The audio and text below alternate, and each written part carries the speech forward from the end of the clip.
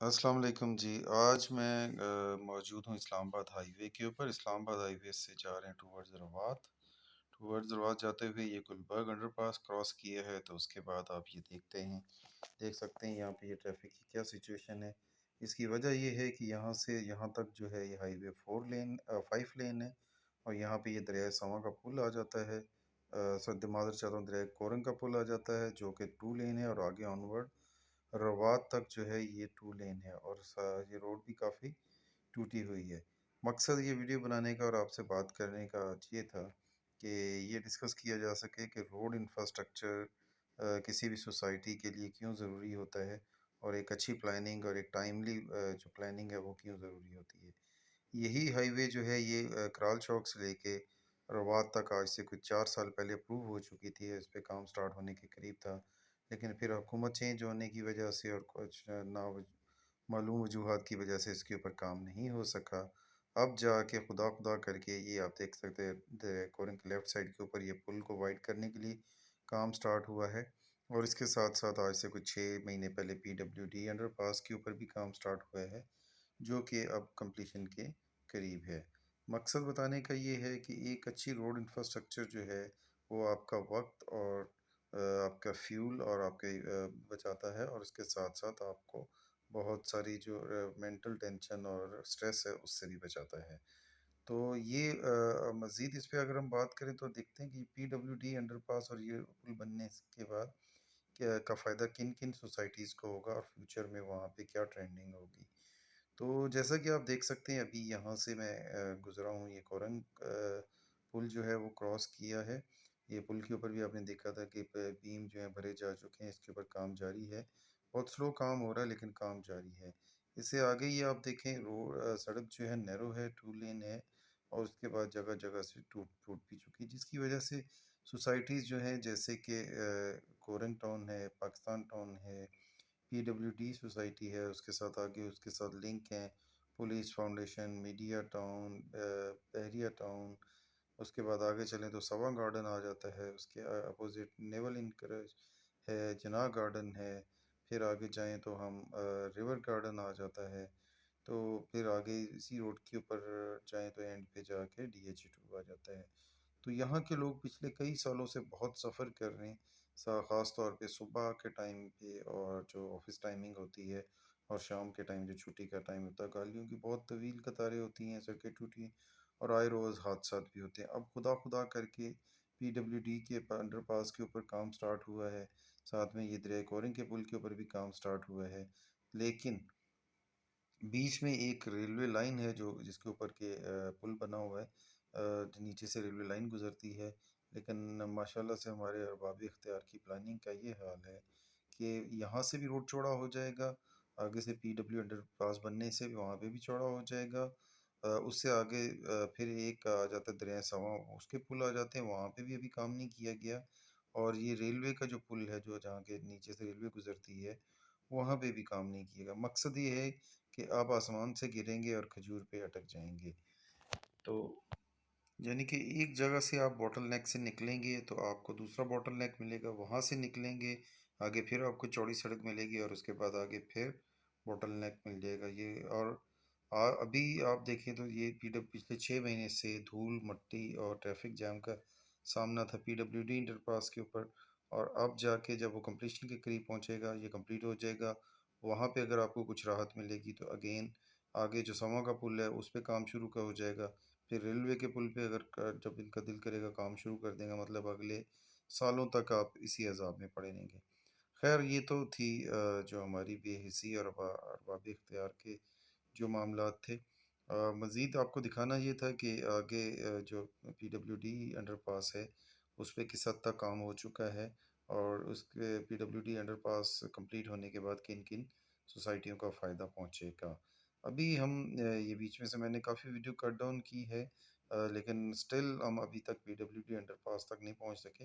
अभी ये यहाँ से काफ़ी थोड़ा सा आगे है, पीडब्ल्यूडी अंडरपास आएगा तो आप वो देख सकेंगे। तो पीडब्ल्यूडी अंडरपास जो था बेसिकली यहाँ पे इस जगह पे पहले यू टर्न था, जो पीडब्ल्यूडी की तरफ जाने वाली ट्रैफिक है, और जिन्होंने कोरंग टाउन जाना होता था, और जिन्होंने बहरिया मीडिया टाउन जाना होता था, और सवां वो वहाँ यहाँ से फिर यू टर्न लेते थे और फिर जाते थे, जिसकी वजह से वहाँ पे घंटों तक ट्रैफिक जैम रहता था। अब ये पीडब्ल्यूडी अंडरपास बनने के बाद उम्मीद की जा सकती है कि जिन सोसाइटियों का फ़ायदा होगा, उनमें से सबसे पहले नंबर के ऊपर पीडब्ल्यूडी सोसाइटी है, फिर उसके बाद मीडिया टाउन है, संवा गार्डन है, और उसके बाद से संवा के साथ ही आगे जो सोसाइटी लगती है वो है CBR 1, बहुत ही अच्छी CDA अप्रूव्ड सोसाइटी है। और उसके बाद जो है फिर आगे चलें तो रिवर गार्डन है, उनको वहाँ तक गो के उससे पहले एक संवा का ब्रिज आ जाता है, जिसकी वजह से वहाँ पे अगेन बॉटल नेक बनेगा, क्योंकि उस पुल पे अभी तक काम नहीं हुआ, पता नहीं कब बनाएंगे। और उसके बाद नेवल इनकरेज का आता है इंटरचेंज, वो क्रॉस करने के बाद राइट साइड पे रिवर गार्डन आता है। लेकिन एक जो सबसे ज़्यादा रश यू टर्न की वजह से और रोड टूटा होने की वजह से जो पीडब्ल्यूडी वाले के लिए यू टर्न था, उसके लिए जो होता था, अब ये अंडरपास बनने के बाद उम्मीद की जा सकती है कि इन सोसाइटीज़ को काफ़ी खातर खा फ़ायदा होगा।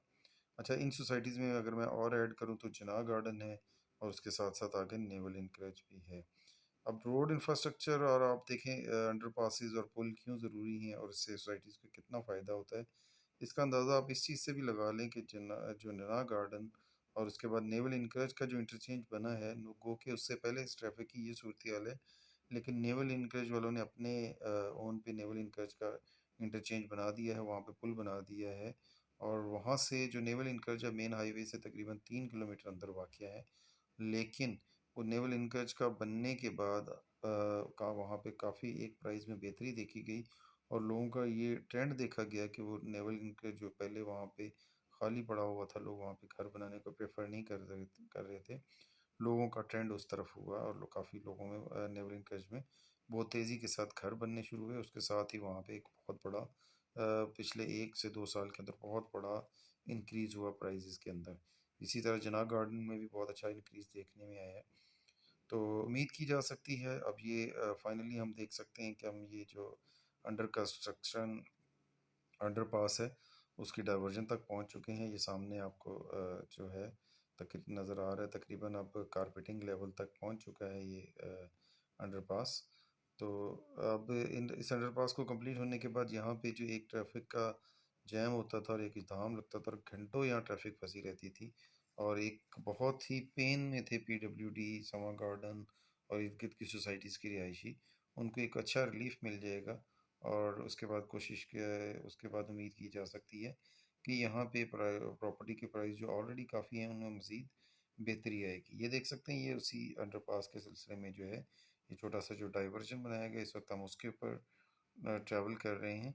और इस डाइवर्जन के भी अब जो है साइड रोड्स जो हैं, जो कि फ्यूचर में एज अ साइड रोड इस्तेमाल होंगे इसी अंडरपास के लिए, तो उसके ऊपर फर्स्ट जो कारपेट लेयर है वो भी डल चुकी है। हालांकि पिछले 6 महीने तक यहाँ पे सिर्फ पत्थर थे और धूल मट्टी के ऊपर से ट्रैफिक गुजरने की वजह से यहाँ पे धूल और गर्दो गुबार का एक तूफान होता था, लेकिन अब काफ़ी सूरत हाल बेहतर है।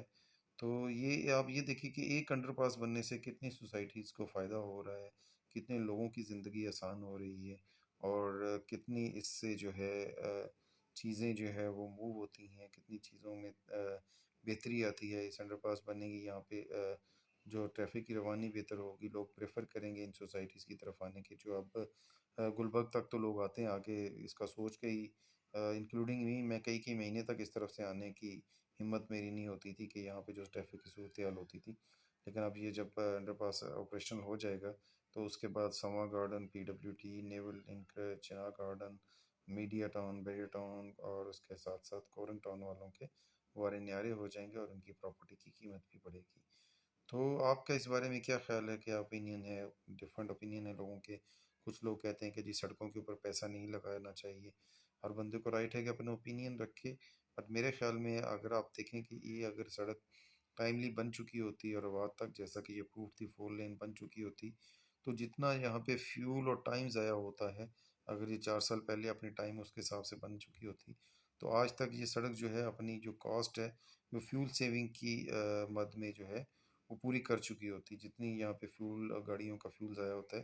क्योंकि फ्यूल हमारे अपने मुल्क में तो इतना नहीं है, हम इम्पोर्ट करते हैं, तो वो फ्यूल का उतना बचत होती। इसी तरह एक ये रोड जो है अगर वहाँ तक सिग्नल फ्री 4 लेन हो चुका होता, तो जैसा कि हम ज़ीरो पॉइंट से कराल चौक और ऑनवर्ड गुलबर्ग अंडरपास तक सिग्नल फ्री और बगैर किसी हैसल के पहुंच जाते हैं।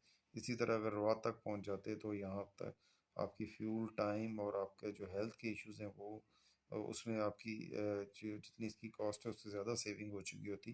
प्लस इर्द गिर्द की जो सोसाइटीज़ हैं यहाँ पे आप देखते हैं यहाँ पे प्रॉपर्टी की कीमत बढ़ती, बहुत सारे लोग यहाँ पे घर बनाते, कोई दुकान बनाता, कोई यहाँ पे प्लाजे बनाते, यहाँ पे ईंट वाले को, बजरी वाले को, सरिये वाले को, उनको फ़ायदा मिलता, एक रोज़गार के मौके बनते। तो अब ये देखिए कि एक सड़क और एक अंडरपास बनने से कितनी इंडस्ट्री चलती है, कितने लोगों को फ़ायदा होता है, कितनी सोसाइटीज़ को फ़ायदा होता है। तो मेरी अरबाब इख्तियार से ये गुज़ारिश भी है कि काइंडली ये हमारा कैपिटल है और ये कैपिटल की इंटरेस्ट है, इसके ऊपर तवज्जो दें और ये जो इंटरेस्ट रवात तक है कम से कम इसको एक अच्छी, जैसे ऑनवर्ड गुलबर्ग से ऑनवर्ड इस्लामाबाद तक इसको भी अच्छी तरह से उसी तरह 4 लेन और बनाया जाए और जल्द से जल्द बनाया जाए, ताकि यहाँ पे रहने वाले लोग जो हैं उनकी ज़िंदगी आसान हो सके। ये देखिए जैसे हम आप गुजरे यहाँ पे ये नेवल इंकरेज वालों ने यहाँ से सड़क भी चौड़ी की, इंटरचेंज भी बनाया, तो टोटली आप देखें वहाँ ट्रैफिक की क्या सूरत हाल है और यहाँ पे आपको किस तरह खुली हुई ट्रैफिक मिल रही है और क्या अच्छी सूरत हाल है। अपनी राय ज़रूर